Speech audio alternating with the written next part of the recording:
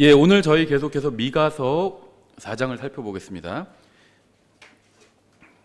미가서 4장에서 주님의 재림에 대한 문맥이 있는데요. 이제 이 부분만 4장 전체는 저희가 살펴봤습니다. 그래서 재림에 관한 문맥만 살펴보려고 합니다. 오후에는 계속해서 마태복음 공부하는데요. 미가서는 2월 초면 끝날 것 같아요. 미가서 끝나면은 신약 갈라디아서를 저희가 공부하려고 합니다. 마태복음은 아마 5월, 6월까지 갈 것 같습니다. 오늘 마태복음 6장 나가는데요. 6장 절반 정도 저희가 살펴보고 나머지 절반을 다음 주에 볼 것 같습니다. 오늘은 저희가 6장 앞부분이니까요. 이제 주기도문이 나옵니다. 그래서 주기도문 해설도 해드리니까요. 꼭 한번 들어보시고요. 미가서 4장 1절부터 5절입니다. 미가서 4장 1절부터 5절. 제가 받들어 읽겠습니다. 그러나 마지막 날들에 주의 집에 산이 산들의 꼭대기에 굳게 세워지며, 여기서 마지막 날들은요, 주님께서 재림하시는 마지막 날들입니다. 그 날들을 마지막 날들이라고 부릅니다. 성경에는 마지막 날들이 어떤 한 시대의 끝을 마지막 날들이라고 불러요. 그래서 주님께서 재림하시는 날들입니다. 마지막 날들에 주의 집에 산이 산들의 꼭대기에 굳게 세워지며 작은 산들 위로 높여지리. 성전이 있는 자리를 말하는 거예요. 백성들이 그곳으로 흘러 들리라. 많은 민족들이 오며 이르기를. 지금 상황은 이제 재림하신 직후네요. 오라, 우리가 주의 산에 오르고 야곱의 하나님의 집에 이르자. 그분께서 자신의 길들을 우리에게 가르치실 터인즉 우리가 그분의 행로들로 걸으리라 하리니, 이는 법이 시온에서 나아가며 주의 말씀이 예루살렘으로부터 나아갈 것이기 때문이라. 그가 많은 백성들 가운데서 심판하며 멀리 있는 강한 민족들을 꾸짖으리니, 그들이 자기들의 칼을 쳐서 보습을 만들고 자기들의 창을 쳐서 가지치는 낫을 만들리라. 이사야서에도 그대로 있는 말씀이죠. 민족이 민족을 치려고 칼을 들지 아니하며 그들이 다시는 전쟁을 배우지 아니하고. 사관학교가 주로 전쟁 배우는 곳이죠. 사관학교 다 문 닫습니다. 오직 각 사람이 자기의 포도나무와 무화과나무 밑에 앉으리라. 평화롭게 이제 열매를 먹게 된다는 겁니다. 아무도 그들을 두렵게 하지 못하리니 만군의 주의 입이 그것을 말하였느니라. 모든 백성들이 각각 자기 신의 이름으로 걷되 오직 우리는 주 우리 하나님의 이름으로 영원 무궁토록 걸으리로다. 먼저 잠깐 기도하겠습니다. 하나님 아버지, 저희를 위해 예수님께서 십자가 위에 달려 저희의 모든 죄값을 갚아주셔서 감사합니다. 또한 바로 그 예수님께서 이 세상에 다시 오셔서 온 세상을 심판하시고 또 의로운 왕국을 세우신다는 주님의 약속이 속히 이루어지기를 바랍니다. 주님의 말씀을 통해 저희 마음에 확신과 또 소망을 주시기 원합니다. 예수님의 이름으로 기도드렸습니다. 아멘. 성경에는 아마 그럴 것이다 이런 표현이 거의 없습니다. 사람이 하는 말 중에 그런 표현이 있는지는 모르겠는데요, 거의 없어요. 하나님께서 이렇게, 오늘 본문은 하나님께서 하시는 말씀이죠. 순전히. 근데 하나님께서 하시는 말씀 중에서는요, 아마 그럴 것이다 이런 표현이 없어요. 항상 그렇게 되리라 이런 표현이 나옵니다. 성경에는 불확실한 것이 없습니다. 성경을 보면 모든 것이 확실해요. 다. 하나님께서는 앞으로 무슨 일이 일어날지 정확하고 확실하게 기록된 말씀을 우리에게 주셨습니다. 누구든지 원하면 성경을 구할 수 있을 정도로 성경은 어디에나 있죠.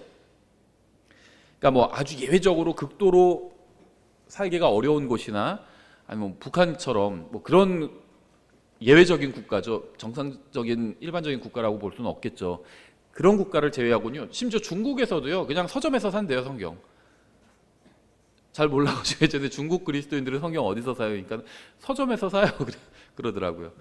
서점 어디 지하 서점 그런 데인가요? 그러니까 아니래요. 그냥 가다가 길에 있는 서점이래요. 그런 데서 성경 다 판다고 하더라고요. 중국 같은 데서도 그렇게 판대요. 그냥 다 성경을.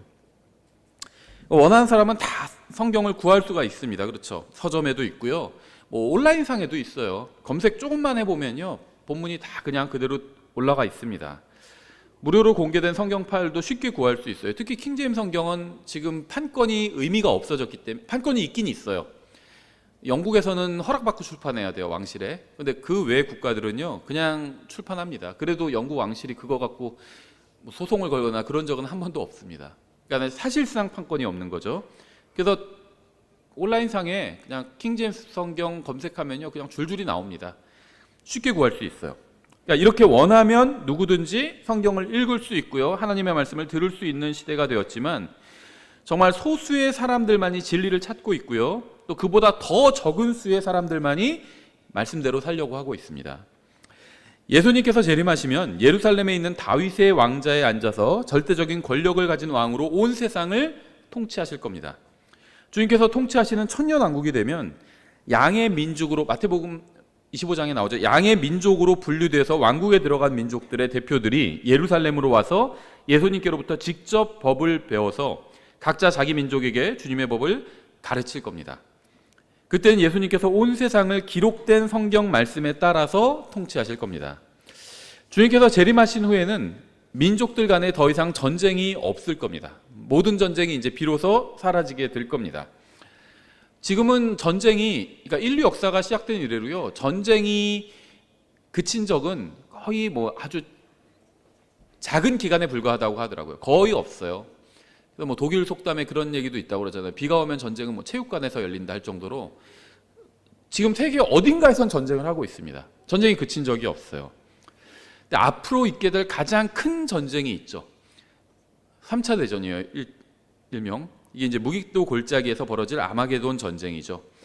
예수님께서 출애굽기 15장 3절의 말씀대로 전사로, 맨 오브 워예요. 전사로 재림하셔서 계시록 19장의 말씀대로 이제 짐승과 그 짐승을 따르는 자들과 전쟁을 하셔서 승리하신 후에 이제 왕국을 세우시면 모든 인간 정부는 더 이상 전쟁을 배우지 않게 될 것입니다. 예수님께서 천년왕국에서 철장으로 통치하시면 모든 나라와 민족들은 더 이상 전쟁을 계획하거나 전쟁을 벌이지 않을 것이고요, 이제 다 일상적인 생업에 이제 종사하게 될 겁니다. 군대가 사라지게 된다는 겁니다. 주님께서 재림하시면. 이 세상에 진정한 평화가 임하는 방법은 이 세상 모든 권력을 무력으로 복종시킬 수 있는 분이 오셔야만 임하게 됩니다. 그렇죠? 어느 날 예수 그리스도께서 그러한 무력과 또 영광을 가지고 재림하실 것이고요, 그러면 이 세상에는 이제 천년간 평화가 임하게 될 것입니다. 왜 천년간이냐? 천년이 끝날 때 사탄이 잠깐 놓이게 되죠. 하지만 곧바로 다시 이제 강력한 천사에 의해서 제압을 당하고 이제 당하게 되죠. 전능하신 하나님께서 이 세상에 임하셔서 모든 악한 자들을 제거하신 후에야 비로소 이 세상이 평화로워질 겁니다. 그리고 감사하게도 그러한 일은 반드시 일어날 겁니다. 주님께서 재림하시면 선과 악을 구분하시고요, 의로 온 세상을 심판하시고 통치하실 것입니다. 지금은 선, 악의 구분이 거의 사라진 시대예요. 요즘 PC라는 말이 유행하고 그게 어떤 세계의 어떤 정신을 지배하고 있죠. Political Correctness에서 정치적 올바름 하는데 꼭 무슨 선악을 구분할 것 같지만 그 PC는 오히려 선악을 구분하지 말자는 거죠. 함부로 뭐가 악하다 선하다 말하지 말라는 거예요. 오히려 PC라는 말이. 주님께서 오시면요, 이 선과 악을 구분하실 겁니다. 선과 악을 구분하지 않는 현대의 예수는 가짜예요. 오늘날 배교한 교회가 섬기는 아무것도 판단하지 않고 책망하지 않는 예수는 성경의 예수님이 아닙니다. 성경의 예수님은 죄를 지은 자들을 회개하라고 하시고 또 의로 걷도록 하시는 분이에요. 사람들을 심판하시고 책망하시고 악인들을 벌하시는 하나님을 원하지 않아요. 사람들은 심판하는 하나님을 원하지 않습니다. 근데 판사가 또 제대로 판결을 내리지 않으면 또 사람들은 판사를 욕하죠. 경찰이 자기 일을 하지 않으면 죄를 지은 사람을 경찰이 잡는 거잖아요. 그렇죠? 그럼 판사가 이제 벌을 하는 거죠. 그렇게 하지 않으면요, 사람들은 경찰을 욕하고 판사를 욕해요. 근데 하나님이 그렇게 하는 건 또 원하지 않는다고 합니다. 모순이죠, 이게. 그러니까 하나님이 악인들을 심판하지 않기를 원하면서, 그러니까 심판하는 하나님은 싫어해요. 그냥 사랑의 하나님, 다 그냥 은혜를 베풀기만 하는 하나님을 원하지, 성경에 나온 하나님, 죄를 벌하시는 하나님은 원하지 않는다는 겁니다. 그러면서 동시에 자기들은 또 안전하게 살고 싶어 합니다. 하지만 안전하게 살려면 누군가는 강력하게 심판하고 통제해야 합니다. 그렇죠? 군대가 있으니까 우리나라가 안전하죠. 우리나라가 그래도 비교적 안전한 국가잖아요. 잘 모르는 사람들은 휴전 중이니까 불안전하다 이럴 수도 있는데 안전한 국가죠, 사실상. 왜 그렇죠? 군대가 지키고 있잖아요. 우리 주위에 있는 국가들이 워낙 강대국이라서 그렇지 우리나라 군대도 약하지 않잖아요. 세계적으로 보면 군대가 지키고 있어요. 그래서 안전한 거죠. 이 사회는 왜 우리나라 사회 비교적 안전하죠. 안정돼 있고. 왜 안전하죠? 경찰들이 또 지켜주잖아요.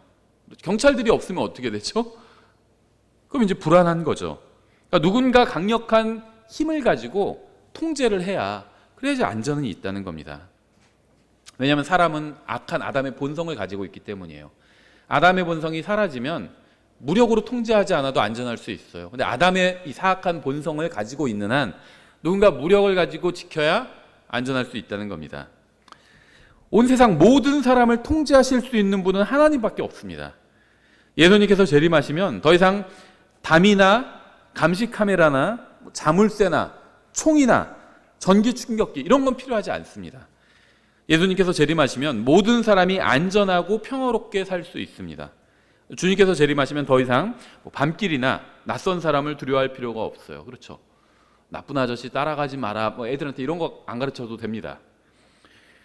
사람들이 원하는 평화와 안전은 오직 예수님만이 주실 수 있는 겁니다. 문제는 사람들은 예수님은 원하지 않으면서 오직 그분만 주실 수 있는 것을 그분 없이 갖게 되기를 원한다는 겁니다. 사람들은 살인과 도둑질과 강간이 없는 세상을 원하는데 그러한 세상은 예수님의 재림 없이는 불가능합니다. 주님께서 재림하시면 그러한 세상을 주시겠다고 하는데 사람들은 주님을 거부합니다. 주님을 거부하면 결국 그러한 세상도 볼 수 없게 됩니다.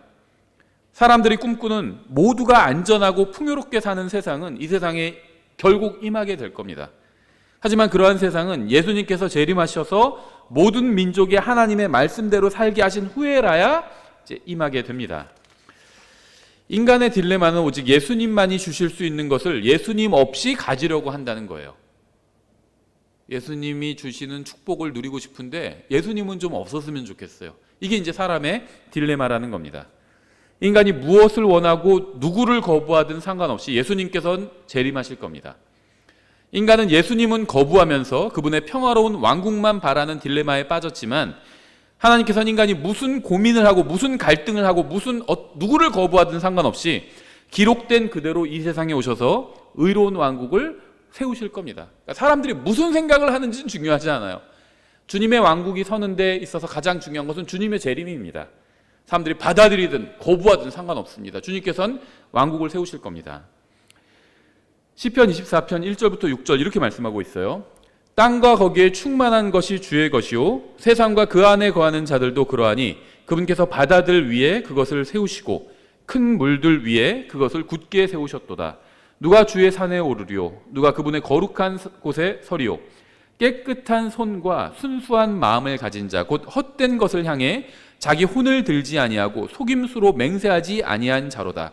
그가 주께 복을 받고 자기의 구원의 하나님께 의를 받으리니 이것은 그를 찾는 자들의 세대요 오 야곱아 내 얼굴을 찾는 자들의 세대로다. 셀라. 이 말씀은요 구원 교리를 가르치는 말씀은 아니에요. 행위구원을 가르치고 있지 않습니다. 근데 성경을 잘 모르면 그런 것처럼 보일 수도 있죠. 이 시편은요 사람이 어떻게 구원받는지 그 방법을 가르쳐주는 책이 아닙니다. 시편은 예수님의 초림과 재림에 관한 또 민족들이 어떻게 될 것인지에 관해서 예언하는 책이지 사람의 구원 방법에 대해서 가르쳐주는 구원 교과서는 아니라는 거예요. 그건 로마서입니다. 구원 교과서는. 그러니까 시편 이런 구절에서 구원 교리를 찾으려고 하면 안 돼요. 온 세상에 거하는 모든 자들이 주님을 찾게 될 것입니다. 깨끗한 손과 순수한 마음을 가진 자들이 천연왕국의 백성으로 참여하게 될 것입니다. 7절 오 너희 문들아 너희 머리를 들지어다. 너희 영존하는 문들아 너희는 들릴지어다. 영광의 왕께서 들어가시리로다. 오 이 영광의 왕이 누구시냐? 강하고 능하신 주시오 전투에 능하신 주시로다. 이 시편의 분위기는요 신약의 그리스도인들의 분위기와는 조금 다릅니다. 시편에는 기도문들도 나오는데요 여기에 있는 기도문들도 신약에 나온 그리스도인들의 기도와는 좀 달라요. 왜 그렇죠? 제가 방금 말씀드렸죠. 시편의 주제는 그리스도인다운 삶을 사는 것이 아니라 예수님의 초림과 재림이에요. 주님의 왕국을 세우시는 겁니다. 그래서 주님의 왕국을 세우는데 방해가 되는 자들을 제거해 주십시오. 이런 기도들이 나오는 거예요. 그래서 원수들을 제거해 달라는 기도가 나오는 겁니다. 그래서 이 시편을 뭐 아주 열심히 자주 읽는 분들도 있어요. 좋습니다. 근데 저는요, 개인적으로 그리스도인이 성경 전체를 읽어야 되죠. 근데 그 중에서도 신약을 더 자주 읽어야 돼요. 근데 신약 중에서도 서신을 더 자주 읽어야 합니다.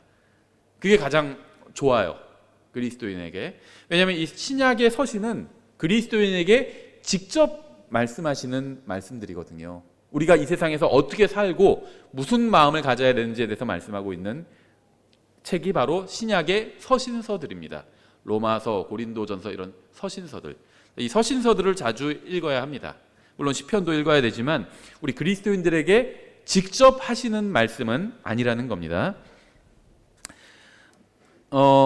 전투에 능하신 주시로다. 오 너희 문들아, 너희 머리를 들지어다. 너희 영존하는 문들아, 곧 너희 머리를 들지어다. 영광의 왕께서 들어가시리로다. 이 영광의 왕이 누구시냐? 만군의 주, 곧 그분께서 영광의 왕이시로다. 셀라. 여기서 재림하시는 주님에 대해서 말씀하고 있는데요, 그분이 바로 만군의 주래요. 군대들의 주라는 거죠.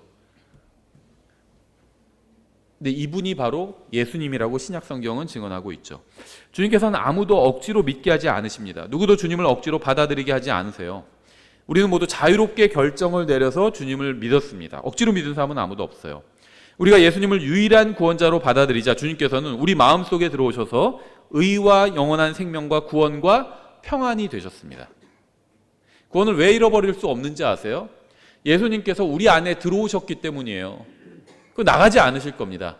성령님으로 들어오셨죠. 예수님께서 영의 형태로 들어오셨습니다. 예수님의 부활하신 육체는 셋째 하늘의 아버지 하나님의 오른편에 앉아 계세요. 예수님의 영은요, 성령님의 형태로 우리 안에 들어와 계신다는 겁니다. 근데 그 예수님이 바로 우리의 의와 영원한 생명과 구원과 평안이 되신 거예요. 그래서 우리는 구원을 잃어버리지 않는 겁니다. 그분이 나가지만 않으시면 우리는 구원을 잃어버리지 않는 거예요. 구원이 따로 있는 게 아니라, 영원한 생명이 따로 있는 게 아니라 예수님이 구원이요 영원한 생명이에요. 구원을 잃어버릴 수 없는 겁니다. 이 세상 누구나 이렇게 할 수 있어요. 예수님을 받아들이고 구원받을 수 있습니다. 누구나 죄의 종으로 살지 않고 예수님을 믿어 구원받아 영원한 생명을 가지고 살 수 있습니다. 세상은 전쟁과 살인과 갈등과 불안이 사라지기를 원합니다. 그렇죠? 그러니까 결국 정치인들이 나와서 공약하는 게 다 이런 거 아니에요? 전쟁, 살인, 갈등, 불안, 어려움, 고통, 이런 거를 없애겠다고는 못하겠죠. 좀 줄여보겠다, 최대한. 이런 공약을 내는 거죠. 예수님께서 세상이 바라는 대로 이 모든 것들이 사라지게 해주실 거예요. 주님께서는 오직 주님을 구원자로 받아들이는 사람의 마음속에만 성령님을 통해서 들어오셨습니다. 하지만 인간이 원하든 원하지 않든 상관없이 주님은 재림하셔서 온 세상에 의롭고 평화로운 왕국을 세우실 겁니다. 그러니까 구원에 있어서는 원하는 사람에게만 들어오셔서 일해 주셨어요. 근데 왕국을 세우는 일에 있어서는 사람들이 원하든 원하지 않든 오셔서 왕국을 세우실 거라는 겁니다. 예수님께서 재림하시기 전에 주님을 받아들여서 하나님과 화평을 누리든지 거부하고 심판을 받든지, 그것은 인간의 선택에 달려 있어요. 인간이 무슨 선택을 하든 상관없이 주님께서는 재림하셔서 자신의 왕국을 세우시고 온 세상을 통치하실 겁니다. 주님을 받아들이고 주님 편에 서는 것은 인간이 내릴 수 있는 가장 현명한 결정일 뿐 아니라 가장 영광스러운 결정이기도 합니다. 에스겔서 34장 이렇게 되어 있어요. 11절에 주 하나님이 이같이 말하노라. 보라, 나 곧 내가 내 양들을 찾으며 그들을 찾아내리라. 여기서 말하는 양들은요, 이제 흩어진 이스라엘 백성을 말합니다. 목자가 흩어진 자기 양들 가운데 있는 날에 자기 양떼를 찾는 것 같이 내가 내 양들을 찾아 구름이 끼고 어두운 날에 양들이 흩어져 지내는 모든 곳에서 그들을 건져내리라. 이제 이스라엘의 회복에 관한 말씀이에요. 내가 그들을 백성들에게서 데려오며 그 나라들에서, 그러니까 이스라엘 백성이 전 세계에 흩어져 있잖아요. 그 나라들에서 데려오신다는 거예요. 그 나라들에서 그들을 모아 그들의 땅으로 데리고 가서 강가에 있는 이스라엘의 산들 위에서와 그 나라에서 사람이 거주하는 모든 곳에서 그들을 먹이되 좋은 초장에서 먹이고 그들의 우리를 이스라엘의 높은 산들 위에 두리니 그들이 거기서 좋은 우리에 누우며 이스라엘의 산들 위에서 기름진 초장에서 먹으리라. 내가 내 양떼를 먹이며 그들로 하여금 눕게 하리라. 주 하나님이 말하노라. 내가 잃어버린 것을 찾으며 쫓겨난 것을 다시 데려오고 상한 것을 싸매주며 아픈 것을 강하게 하려니와 살찐 것과 강한 것은 멸하고, 살 빼야 되겠네요. 살찐 것과 강한 것은 멸한데 심판으로 그들을 먹이라. 그러니까 이제 실제 체중 많이 나간다는 건 아니겠죠. 저는 최근에 3kg 빠졌어요. 그래서 이스라엘은 교회가 아니고요. 교회는 이스라엘이 아닙니다. 지금 제가 인용한 에스겔서는요, 이스라엘에 관한 말씀입니다. 이스라엘과 교회는 서로 다른 민족입니다. 성경에 보면 교회도 민족이라고 말씀하고 있어요. 거룩한 민족이에요. 이스라엘도 민족이죠. 이스라엘과 교회를 제외한 모든 민족은 그냥 이방인이라고 부릅니다. 성경에서는. 그래서 이 세상에 세 가지 민족만 있어요. 이방인 전체가 하나의 민족이에요. 그 다음에는 이스라엘 민족이 있고, 그 다음에 교회라는 민족이 있는 겁니다. 교회도 민족으로 부르세요. 하나님께서는.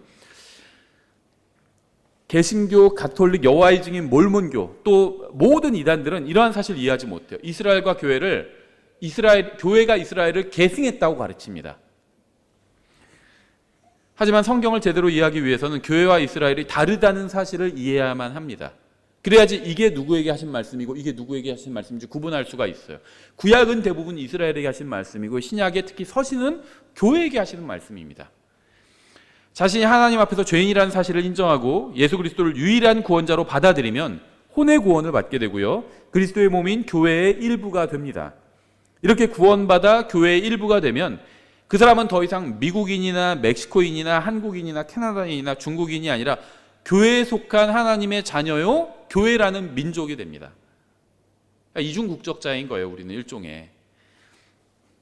성경에 의하면 교회는 유대인이나 한국인처럼 하나의 민족이 되지만, 근데 이제 중요한 게 있어요.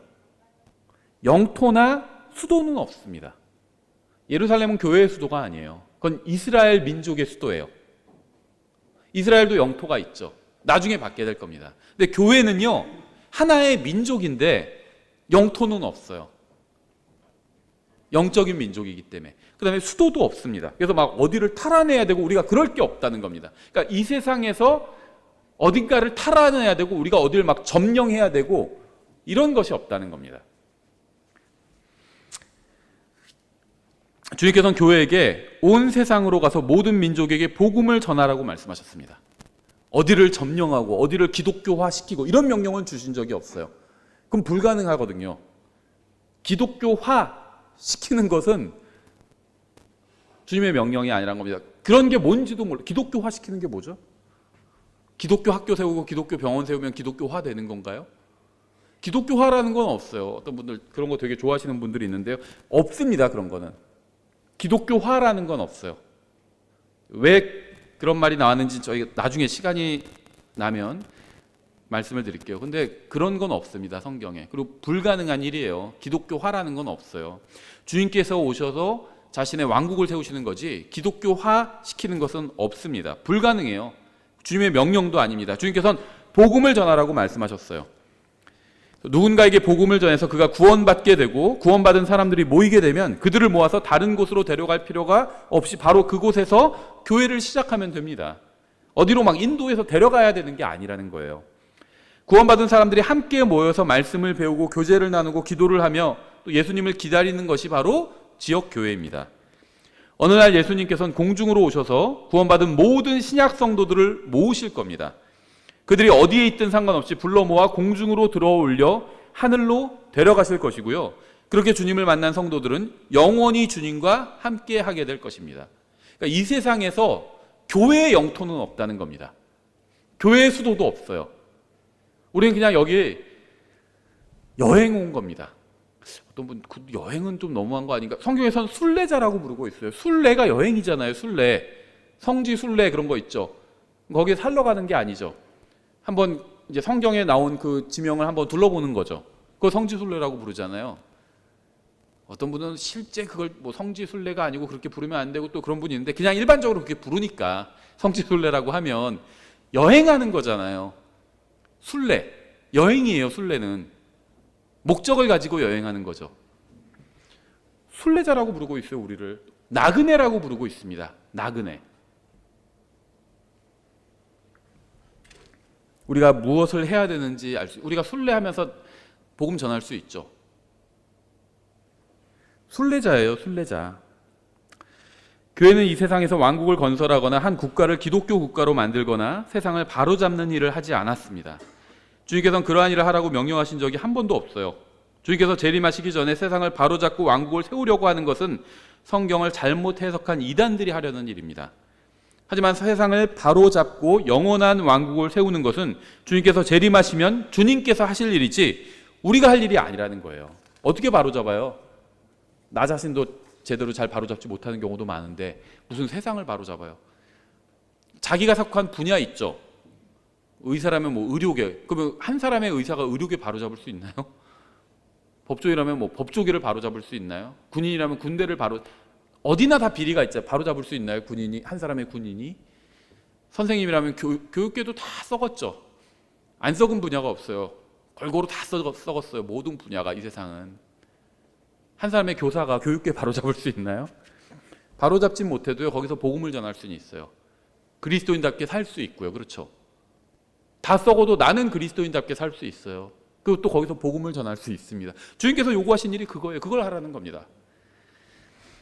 교회가 들림받아 올라가면요, 하나님께서는 창세기 12장부터 갈보리 십자가 전까지 하고자 하셨던 일을 하실 겁니다. 바로 이스라엘을 바로잡아서 가나안 땅에 그들의 왕국을 세우는 겁니다. 주님께서 아브라함과 이삭과 야곱과 그의 자손들에게 약속하셨던 것이 있죠. 주님께서는 그들에게 가나안 땅을 주시겠다고 약속하셨어요. 이 주님께서 약속하신 가나안 땅은요, 이 나일강과 유프라테스 강 사이에 있는 중동 지역 전체를 아우르는 땅입니다. 나중에 지도 찾아서 보세요. 한강과 뭐 낙동강 이런 정도가 아니에요. 나일강과 유프라테스는요 멀어요. 굉장히. 나일은 이집트예요. 유프라테스는 저쪽 동쪽 거의 중동 끝입니다. 그러니까 중동 지역 전체를 이스라엘에게 주시겠다고 주님께서 약속하셨습니다. 근데 그들의 불순종으로 인해서 그들은 이 땅을 다 차지하지 못하고 쫓겨나서 세계 곳곳으로 흩어져 있죠. 그 에스겔서 방금 우리가 인용한 말씀에서는 그들을 다시 주님께서 데리고 오시겠다고 말씀하셨죠. 주님께서는 에스겔서 34장에서 말씀하신 것처럼 자신의 흩어진 양떼를 여러 나라에서 모아서 약속의 땅으로 인도하실 겁니다. 어떻게 하실 건지 아세요? 출애굽 때 하셨던 것처럼 그렇게 하실 겁니다. 강한 손과 편팔로 그렇게 인도하실 거예요. 대환란 중에 하나님께서는 이스라엘 자손을 모아서 하늘로 데려가지 않으시고 다시 약속의 땅으로 모으실 겁니다. 주님께서는 삭막한 그곳을 다시 젖과 꿀이 흐르고 푸른 초장이 뒤덮는 땅이 되게 하실 겁니다. 지금 중동 지역은 대부분 사막이지만 사막은 항상 심판의 어떤 상징이죠. 심판 이후의 모습이 사막이에요. 이스라엘 자손이 약속의 땅으로 돌아오게 되면 그 땅은 다시 풍요로운 곳이 되어서 전 세계의 중심이 될 겁니다. 지금의 사막은 그리스도 없는 인생이 무엇인지 아주 잘 보여줘요. 이스라엘이 주님을 거부했죠. 그래서 약속의 땅이 사막이 돼버린 겁니다.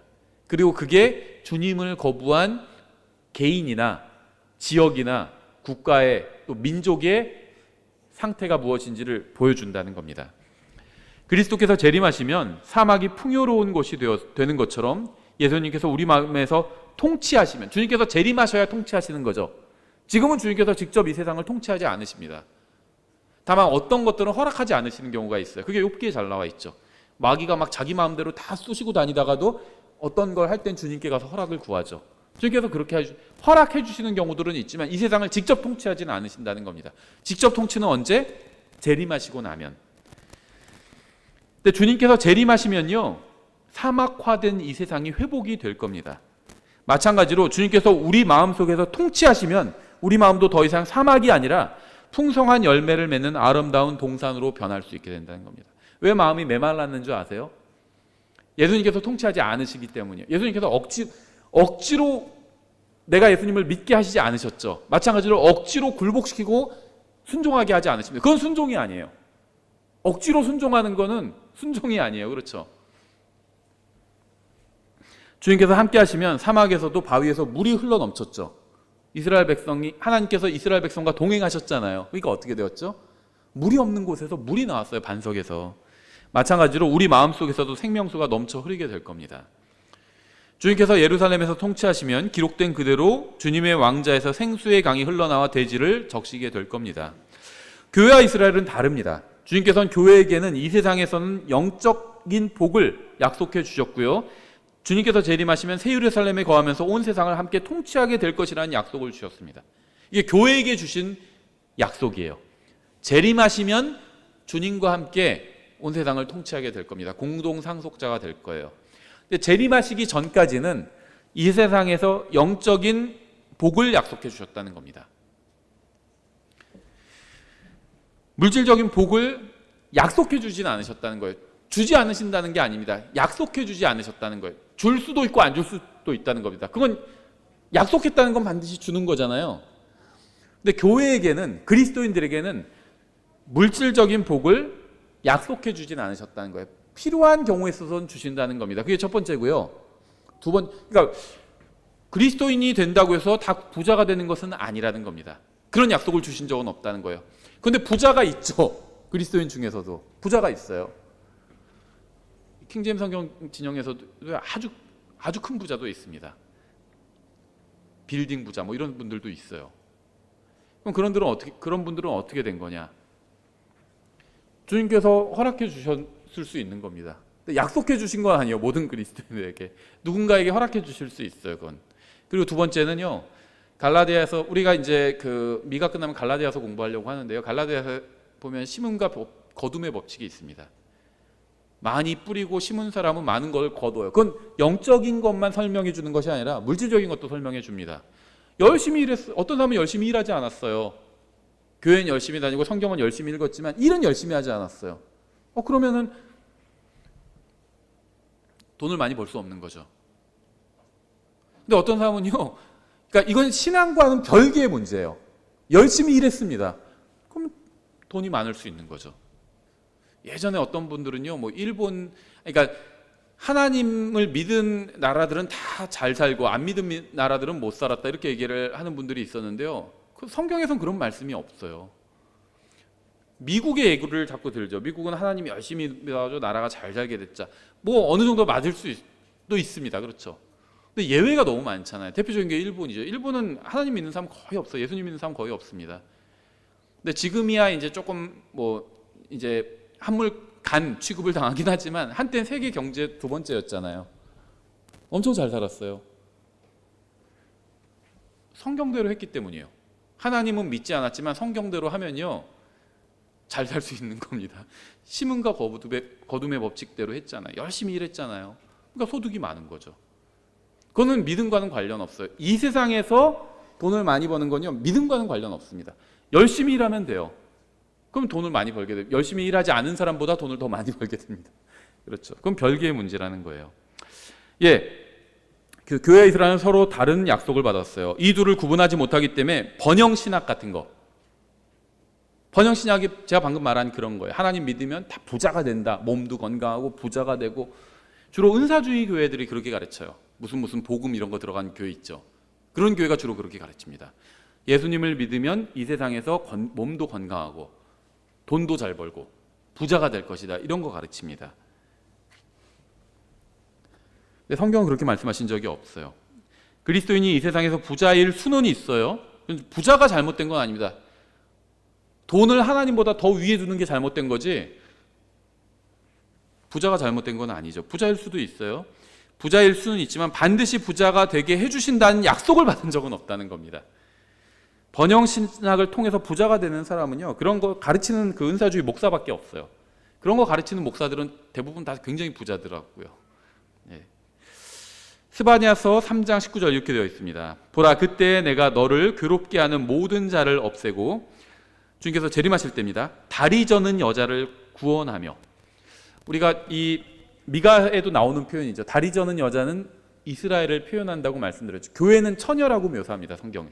근데 이스라엘은요 여자라고 묘사해요. 처녀라고 표현하지는 않아요. 이스라엘을. 그런데 특히 다리 저는 여자라고 표현을 합니다. 왜 그런지 설명을 드렸죠. 창세기 32장에서 브니엘에서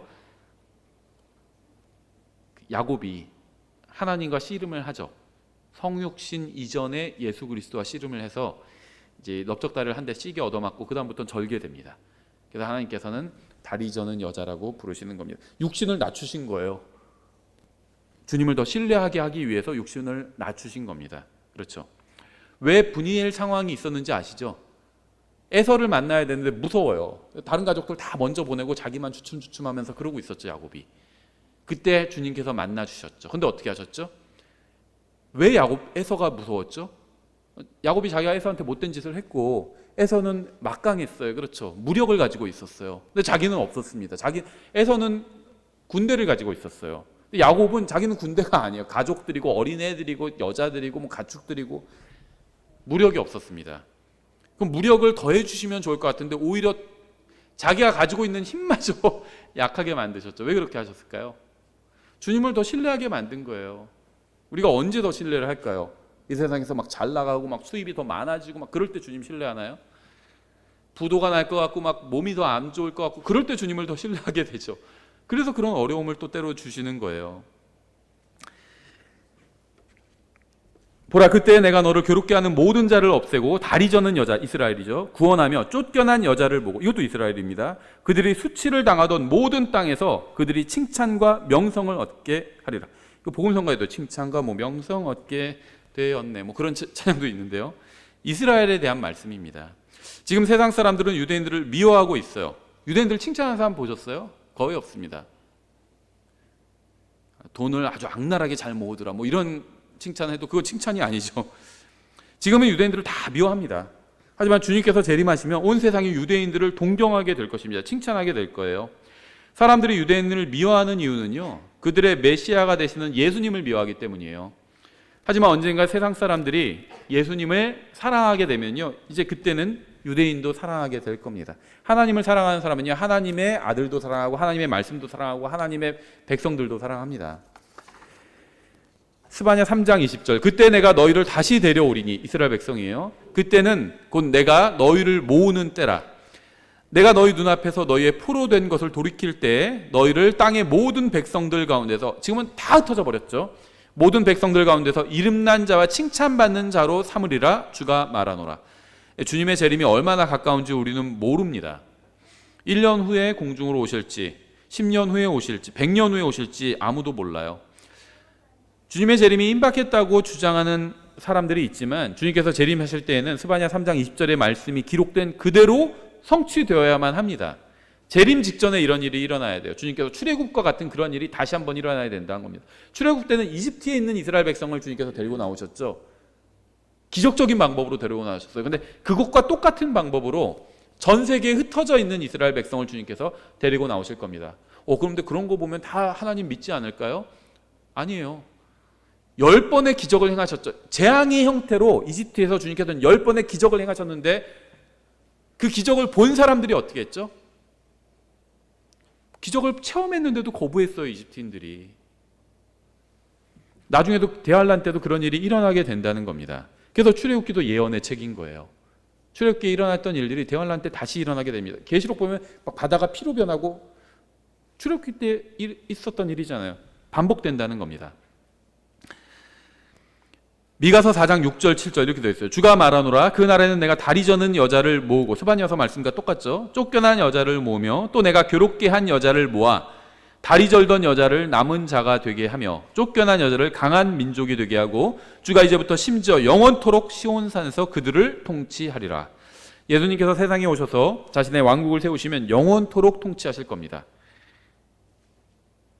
주님께서 그러니까 초대 황제가 되실 거고요, 2대 황제나 3대 황제나 이런 건 없을 겁니다. 영원히 초대 황제가 되실 거예요. 주님께서 왕으로 재림하시는 순간부터 영원히 주님은 왕으로 통치하실 겁니다. 주님을 이어서 왕이 될 사람은 없다는 겁니다. 이사야서 9장 6절 이렇게 되어 있어요. 이는 한 아이가 우리에게 태어났고 한 아들을 우리에게 주셨는데 그의 어깨에는 정권이 놓이고 그의 이름은 놀라우시니 조언자, 강하신 하나님, 영존하는 아버지, 평화의 통치자라 할 것이기 때문이라. 재림하시는 주님의 어깨 위에는 온 세상의 정권이 놓일 겁니다. 누구도 정권을 탈취하지 못할 거예요. 우리는 주님을 놀라우신 분이라고 부릅니다. 주님께서 재림하시면요, 우리뿐 아니라 모든 사람이 주님을 놀라우신 분이라고 부르게 될 겁니다. 우리는 주님을 조언자라고 불러요. 그런데 주님의 조언을 때로 듣지 않을 때가 많죠. 카운슬러거든요, 조언자가. 우리가 주님을 조언자라고 부르는데 주님의 조언을 듣지 않아요. 그건 잘못된 거죠. 조언을 들어야 됩니다. 조언자나 상담자가 필요하면 예수님께로 가면 됩니다. 예수님은 또 강하신 하나님이시고요, 영존하는 아버지입니다. 예수님은 아들 하나님이죠. 예수님이 아버지 하나님이란 건 아니에요. 다만 예수님의 많은 이름 중에는 영존하는 아버지라는 이름이 있다는 겁니다. 저희 아버지와 저의 관계는, 저희 아버지 이제 70대 후반이신데요, 저는 아버지의 아들이에요. 그렇죠? 아버지와 저의 관계는 아버지와 아들의 관계인데요, 저도 아버지가 되었죠. 그거나 마찬가지예요. 그렇다고 해서 제가 아버지는 아닙니다. 그렇죠? 제가 저희 아버지가 되는 건 아니에요. 그냥 저도 아버지가 되었습니다. 아이들이 있고요. 예수님이 아들 하나님이고 아버지 하나님은 아니에요. 하지만 예수님도 영존하는 아버지라고 불린다는 겁니다. 이름이. 예수님이 아버지 하나님이란 말이 아닙니다. 예수님은 아들 하나님이지만 예수님의 이름 중에는 영존하는 아버지라는 것이 있다는 거예요. 7절, 그의 정권과 화평의 번창함이 끝이 없으며, 정권이 끝이 없대요. 그가 다윗의 왕자와 그의 왕국 위에 군림하여 그것을 정비하고 이제로부터 영원토록 판단의 공의와 정의로 그것을 굳게 세우리라. 만군의 주의 열심히 그것을 이루리라. 반드시 이렇게 하시겠다는 겁니다. 사람들 뭔 생각을 하든 상관없이 이렇게 하시겠다는 거예요. 예수님은 평화의 통치자가 되실 것이고요, 그분의 정권은 끝이 없을 겁니다. 예수님은 퇴임하시거나 정권 재창출에 실패하지 않으실 것입니다. 우리는 선거나 반역이나 쿠데타를 통해서 예수님이 정권을 잃지나 않을지 걱정할 필요가 전혀 없다는 거예요. 여러분은 안심하고 주님을 열렬하게 환호하고 지지할 수 있다는 겁니다. 주님의 어깨 위에 있는 정권은 결코 다른 곳으로 옮겨가지 않을 겁니다. 제가 따르고 싶고 전하고 싶고 기대를 걸고 싶은 분은 단 한 분밖에 없어요. 그분이 누구신지 여러분도 아마 잘 아실 겁니다. 그분은 바로 예수 그리스도예요. 여러분도 그분을 따르고 싶고 전하고 싶고 그분께 여러분의 모든 기대를 걸고 싶지 않으시나요? 우리가 이 세상에서 소망을 둘 유일한 분은 예수님밖에 없어요. 그러니까 저는 제가 욕하는 거 아니에요. 제가 이해가 안 된다는 말을 하는 건데요, 막 사람의 이름을 연호하잖아요. 그게 이해가 안 돼요. 누군가 예를 들면 우리 사회를 대표하게 하기 위해 대통령도 뽑아야 되고 국회의원도 뽑아야 되죠. 그러니까 대표하게 하기 위해서 그 사람을 선출하는 건 당연하죠. 근데 그 사람의 이름을 막 연호하고 그 사람한테 소망을 두고, 그거는 이해가 안 가요. 연호하고 싶나요? 전 막 연호하고 싶은 사람이 없어요, 솔직히. 그 중에 제일 낫다 이런 사람은 있어요. 정치인 중에 그래도 저 사람 제일 나은 것 같은데 이렇게 생각하는 사람은 있지만 연호하고 싶은 사람은 없어요. 그 제가 제일 낫다고 생각하는 사람에게도 저의 소망을 둘 생각은 없어요. 그 사람도 실패할 수 있거든요. 그냥 저와 똑같은 인간이에요. 저보다 어떤 게 더 유능할 수는 있겠죠. 행정을 하고 뭘 하고 정치를 하고 뭘 하고 하는데 더 유능할 수는 있겠지만 전 그 사람한테 소망을 두고 싶지는 않아요. 또 스포츠 막 운동하는 사람한테도 연호하고 싶지는 않아요. 달리기가 좀 더 빠르다고 해서 뭐 그렇게 대단한 건 아니지 않나요? 어디에 공을 골대에 집어넣었다고 해서 그게 엄청나게 대단한 건 아니지 않나요? 공놀이 하는데 누가 공을 넣어요 거기에. 근데 전 세계가 또 막 그걸 지켜보고 있어요. 좀 이해가 안 돼요. 어떤 의미에? 그러니까 이해는 되는데 그게 그렇게 중요한가 그런 생각이 든다는 겁니다. 애들 공놀이 하는 거랑 뭐가 달라요? 다 큰 어른들이 그냥. 욕하는 건 아니에요. 공놀이 하는 걸. 공놀이 할 수 있죠. 전 세계가 다 지켜보고 좋아할 수도 있어요. 근데 뭐가 그렇게 대단하다고 막 연호를 하고 막 그럴 필요는 없지 않나. 그리스도인들은 최소한 그런 생각을 합니다. 그 사람 공놀이 잘하면 그 사람 부자 되는 거지 제가 부자 되는 건 또 아니잖아요. 근데 왜 좋아하는지 모르겠어요. 이렇게. 누가복음 1장 31절, 보라 내가 내 태에 수태하여 아들을 낳고 그의 이름을 예수라 하리라. 그가 크게 되고 가장 높으신 이의 아들이라 불릴 것이요. 예수님은 무슨 구원받는단 말이 아닙니다. 그냥 아들이라 불리게 된다는 거예요. 어떤 시점에서. 원래 아들이셨어요. 예수님은. 주 하나님께서 그의 조상 다윗의 왕자를 그에게 주시리니 그가 영원토록 야곱의 집을 통치하며 그의 왕국이 무궁하리라 아니라. 기간도 영원하고요, 왕국의 범위도 막 무궁한 겁니다. 이사야서 9장과 미가서 4장에서 메시아에 관해 한 예언을 누가복음 1장에서는 개인인 예수님에게 특정하고 있습니다. 이게 구약의 예언과 신약의 예언, 지금 이사야서와 미가와 누가복음이 비슷한 문맥이죠. 근데 이사야와 미가는요, 이렇게 영원히 통치하실 분이 나중에 오실 거다, 그렇게 얘기하고 있어요. 그분의 존재에 대해서, 그분이 하실 일에 대해서 얘기하고 있다면 누가복음에서는 그분이 바로 예수님이다, 이렇게 아주 구체화시키고 있는 겁니다. 구약 성경이 오랫동안 예언한 메시아와 그분의 왕국에 관한 모든 예언은 예수님과 예수님의 왕국을 통해서 성취될 겁니다. 계시록 11장 15절 이렇게 되어 있어요. 일곱째 천사가 나팔을 불매 하늘에 큰 음성들이 있어 이르되 이 세상의 왕국들이 우리 주와 그분의 그리스도의 왕국들이 되었고 그분께서 영원 무궁토록 통치하시리로다 하니, 이 시점이 언제인 줄 아세요? 재림의 시점이에요. 예수님이 재림하시는 시점에서 이 세상의 왕국들이 하나님의 왕국이 되는 겁니다. 주님의 그리스도의 왕국이 되는 거예요. 그 말은 뭘 의미하죠? 지금 이 세상의 왕국들은 주님의 것이 아니에요. 누구 거죠? 성경에 보면 누가 자기 거라고 주장하는 자 있죠. 그래서 자기한테 경배하면 내가 주겠다. 심지어 예수님한테도 그렇게 했는데 예수님이 그게 왜 네 거니? 이렇게 말씀하지 않으셨어요. 경배하지 않겠다고 말씀하셨죠. 하나님께만 경배해야 되고 너는 경배받을 자격이 있기 때문에 경배하지 않겠다고 하셨지, 왕국이 왜 네 거니? 이렇게 따지지는 않으셨다는 겁니다. 지금 이 세상의 왕국들은요, 이 세상의 신인 마귀의 것입니다.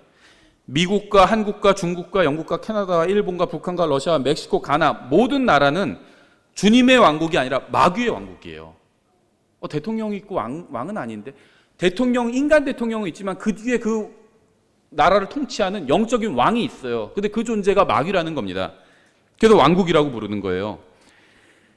이것이 이 세상 왕국들이 엉망진창인 이유고요, 아무 희망이 없는 이유입니다. 하지만 주님께서 재림하시면 세상 모든 왕국들이 주님의 왕국이 될 겁니다. 그때는. 계시록 11장 16절 계속 다음 절에 하나님 앞에서 자기 자리에 앉아있던 24 장로가 엎드려 얼굴을 대고 하나님께 경배하며 이르되 오 주 하나님 전능자여, 지금도 계시고 전에도 계셨으며 앞으로 오실 주께 우리가 감사를 드림은 주께서 친히 주의 큰 권능을 취하시고 통치하셨기 때문이니이다. 아주 중요한 표현이 나오는데요, 17절에 지금도 주님께는 권능이 있습니다. 가지고 있어요. 근데 주님은 언제든지 온 세상을 직접 통치하실 수가 있습니다. 하지만 그렇게 하고 계시지 않다는 거예요. 마치 지금 내가 돈이 있는데 무엇을 사지 않은 것과 같아요. 아주 비싼 게 있어요. 예를 들면 막 10억 하는 게 있어요. 근데 내가 살 수 있어요, 그걸. 돈은 가지고 있어요, 충분히. 근데 아직 사지 않은 겁니다. 재림하시는 시점에 이제 그걸 사겠다는 거예요. 사신다는 겁니다. 주님은 지금도 온 세상을 충분히 통치하실 수 있어요. 바로 마귀 쫓아내시고 통치하실 수 있는데 그렇게 하지 않으시는 겁니다. 그걸 재림하실 때 하시겠다는 거예요. 어떤 사람은 왜 그렇게 하지 않으시지? 하나님 계시다면 왜 그렇게 직접 통치하지 않으시지? 하실 거예요. 재림하실 때 하실 겁니다. 그런데 그 사람한테 허락받고 하시는 거 아니죠? 그 사람이 왜 지금 안 하시지? 그건 자기 생각이죠. 하나님보다 자기가 더 똑똑하다는 전제하에 그런 얘기를 하는 거죠. 하나님 우리보다 훨씬 더 똑똑하신 분이고요, 적당한 시기에 그거 하실 거예요. 온 세상 직접 통치하실 겁니다. 걱정 안 해도 돼요. 지금 온 세상을 통치하시면요, 그런 핑계를 대면서 예수님을 안 믿는 사람은 즉시 지옥에 가게 돼요. 그런 핑계를 대는 사람, 하나님 왜 지금 통치하지 않으시지 하고 그렇게 하나님을 비난하는 사람에게 기회를 주기 위해서 지금 안 하시는 거예요. 기다려주시는 겁니다. 그런데 하나님께서 영원히 기다려주지는 않으실 거예요. 어떤 사람 10년, 어떤 사람 20년, 어떤 사람 30년, 어떤 사람은 하루만 기다려주실 수도 있어요. 언젠가 주님은 큰 권능을 가지고 이 세상에 다시 오셔서 온 세상을 통치하실 것이고, 그러면 그분을 알고 믿고 신뢰하는 모든 사람들이 기뻐하면서 하나님께 감사를 드릴 겁니다. 계시록 11장에 나온 것처럼. 언젠가 예수님께서는 재림하셔서 온 세상을 심판하시고 통치하실 겁니다. 성경은 이러한 사실을 확실하게 증언하고 있어요. 수많은 교회와 기독교인들이 이러한 사실에 대한 믿음을 상실했습니다. 이러한 진리는 기독교 교리의 핵심이 되어야 하는데, 자기 연민에 빠져버린 기독교인들과, 왜 자기 연민에 빠졌을까요? 저도 그럴 때 있거든요. 자기 연민에 빠질 때 있어요. 난 지금 이 모양 이 꼴로 왜 살아야 되지 계속. 왜 그런 줄 아세요? 자기만 바라보기 때문이에요. 자기만. 주님께서 주신 사명은 잊어버리고 그냥 자기만 바라보고 있는 겁니다. 그러니까 자기 연민에 빠지게 돼요. 그러니까 자기 연민에 빠진 기독교인들과 교회들이 이 세상만을 바라보다 주님의 재림에 관한 위대한 교리를 완전히 상실해버리고 만 겁니다. 정답은요, 정당이나 정치인이나 선거에 있지 않고요, 예수 그리스도께 있어요. 항상 그랬습니다. 항상. 그분이 재림하시면 자신의 영원한 왕국을 세우시고 모든 것을 바로잡으실 거고요, 영원히 의로 통치하실 거예요. 걱정하지 마세요. 막 정부가 왜 모양이지, 걱정하지 마세요. 바로잡으실 겁니다. 주님께서 바로잡으실 거예요. 계시록 11장 18절 민족들이 분노하매, 민족들은 화가 났어요. 왜 꼭 하나님이어야 되지? 왜 예수님이어야 되지? 민족들이 분노하며 주의 진노가 이르렀고 죽은 자들의 때가 이르렀으니 이것은 그들이 심판을 받게 하려 하시며 또 주께서 주의 종 대언자들과 성도들과 또 작은 자든지 큰 자든지 주의 이름을 두려워하는 자들에게 보상을 주려 하심이며 또 땅을 멸하는 자들을 멸하려 하심이니이다. 땅을 멸하는 게 뭘까요? 강한 산성을 흘려버리고 막 폐수를 흘려버리고 그런 게 아니라, 그것도 땅을 멸하게 하는 거지만 그거는 아주 약과예요. 죄를 지으면 땅이 더러워져요. 이 세상 나라들과 민족들은 주님을 거부하고 반대하고 미워하고 주님과 주님의 백성과 주님의 말씀에 대해 분노하지만 주님께서 재림하시면 그들을 심판하실 겁니다. 주님께서 재림하시면 이 세상이 아니라 주님을 위해서 수고하고 주님의 말씀을 전하고 혼들을 주님께로 인도한 모든 사람들은 보상을 받게 될 것이고요, 주님을 거부한 모든 자들은 멸망하게 될 겁니다. 사람들이 좋아하건 싫어하건 믿건 믿지 않건 기대하건 기대하지 않건 기다리건 기다리지 않건 깨어있건 깨어있지 않건 상관없이 예수님께서는 다시 오실 겁니다. 주님께서 다시 오시면 모든 민족과 나라를 바로잡으실 것이고요, 자신의 의로운 왕국을 세우실 겁니다. 지금 제가 그런 말씀을 많이 인용했잖아요. 많이 있어요, 성경에. 제가 아주 일부만 인용한 겁니다. 많이 있어요. 주님께서 다시 오시면 예수 그리스도를 자신의 유일한 구원자로 받아들이지 않은 모든 사람들은 영원히 지옥에서 멸망할 겁니다. 하나님은 악한 신도 아니고요, 편협한 분도 아니에요. 하나님은 자신의 유일한 아들을 이 세상에 보내서 여러분의 모든 죄값을 십자가 위에서 갚게 하셨습니다. 그래서 이제는 누구든지 원하면 구원받을 수 있게 하셨어요. 그런데 너무한다, 예수님을 믿어야 구원받는다는 건 너무하다. 믿으면 되잖아요. 뭐가 문제예요? 그보다 더 쉬운 게 어디 있어요? 그래도 나는 그걸 내 마음에 자기 마음에 들지 않는다는 거예요. 결국 그 법이, 온 세상을 창조하시고 통치하시는 하나님께서 예수님을 믿어야 구원받는다는 법을 만들어 두셨는데 그 법이 마음에 들지 않는다는 겁니다. 저도요, 이 세상에 마음에 들지 않는 법 많아요. 최근에도 어겨가지고 무슨 통지서 날라온 거 있어요. 아니, 동네 우체국이 하나뿐이 없어요. 동 전체에, 동백동에. 근데 거기에 주차를 하는데 주차 공간이 5개밖에 없어요. 제가 우체국 항상 열기 전 10분 전에 저는 가서 하거든요. 근데 그때도 차가 다 차 있을 때도 있어요. 그래서 할 수 없이 바로 우체국 옆에 주차하고 배송했는데 바로 그게 날라오더라고요. 빨리 내면은 20% 깎아준다고 하면서. 그런 법 전 정말 싫어합니다. 근데 어떻게 해요? 지켜야지. 그래서 다음부터는 거기 주차하면 안 되겠구나. 지금 근데 어떻게 하지 그러면? 주차 공간 날 때까지 뭐 빙빙 돌던지 하는 수밖에 없겠죠. 어쩔 수 없어요. 전 그런 법을 싫어하지만 지켜야 돼요. 하물며 하나님께서 정하신 법이 내 마음에 안 든다고 해서 지키고 안 지키고 어디서. 근데 하나님께서 정하신 법은 굉장히 관대해요. 죄값을 다 갚아주시겠다는 거예요. 갚아주셨다는 거예요. 그걸 인정하기만 하면 내가 죄값을 갚지 않아도 된다는 건데 이거보다 더 관대한 게 어디 있어요. 근데 그런 분한테 편협하다 그러고 선물을 주시겠다는 건데 그 선물을 거절하면서 편협하다, 왜 꼭 그런 방식으로만 주셔야만 하는가? 그 주시는 분 마음이죠. 다 허락받고 해야 돼. 내가 하나님이 아닌데 나한테 허락받아야 돼요, 하나님이. 편협한 건 그 사람이죠. 자기 생각 안에만 갇혀 있잖아요. 아무것도 모르면서 우주를 어떻게 창조하시고 어떻게 미래가 되고 하나님께서 다 운행하시는 분인데 그런 거 아무것도 모르면서 자기 인생이 어떻게 될지도 모르잖아요. 그러면서 방바닥에 앉아가지고 벅벅 다리 긁으면서 하나님은 편협하다 이러고 있으면은 그 사람이 편협한 거죠. 전 예수 그리스도께서 다시 오시는 것이 정말 기대됩니다. 그분이 온 세상을 통치하시는 것이 정말 기대돼요. 주님께서 언제 오시는지 그날은 알지 못하지만 주님께서 다시 오시는 날 우리의 모든 문제와 이 세상의 모든 문제가 다 해결될 겁니다. 그날 여러분을 괴롭혔던 모든 문제가 영원히 사라질 거예요. 그래서 그날을 고대하는 겁니다. 기도하겠습니다. 하나님 아버지, 주님께서 다시 이 세상에 오시는 날을 간절한 마음으로 기다립니다. 저희가 주님을 공중에서 만나는 날까지 주님께서 맡겨주신 사명을 마음에 간직하고 혼들을 주님께로 인도하는 일에 열심을 내도록 도와주시기 원합니다. 저희가 이 세상에서 사는 동안에도 주님을 기쁘시게 하는 자녀답게 살기 원합니다. 저의 육신의 욕망이나 죽을 몸이나 멸망하는 세상을 위해서 사는 것이 아니라 오직 주님과 주님의 왕국과 어딘가에서 영혼을 보내게 될 불쌍한 혼들을 위해서 살 수 있게 도와주시기 원합니다. 예수님의 이름으로 기도드렸습니다. 아멘.